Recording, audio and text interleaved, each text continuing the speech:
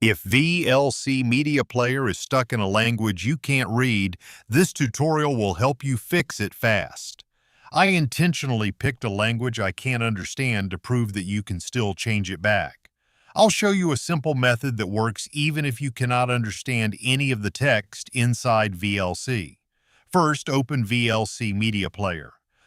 Slowly scan the top area of VLC and look for a small wrench icon.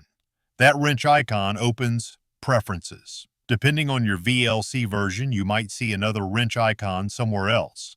If the wrong window opens, just close it and try the other wrench icon. Once you successfully open Preferences, the language setting should be near the very top of the window.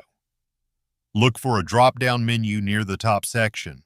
Click the drop-down and select your preferred language. Don't worry, the list will display languages in their native names, so you should still recognize the one you want to choose.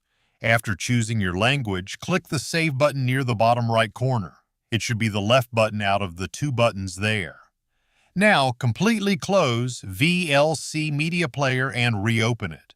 When VLC launches again, the interface should appear in your selected language.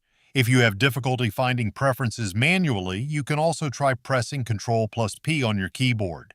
See if that opens a window similar to the one shown in this video. If the shortcut opens the Preferences window directly, find the language drop-down near the top. Choose your preferred language, then press the left button in the bottom right corner. Restart VLC and you're done. And that's it. You've successfully changed the language in VLC Media Player even without being able to read the menus. If this tutorial helped you, make sure to like the video and subscribe for more simple tech tutorials. Thanks for watching.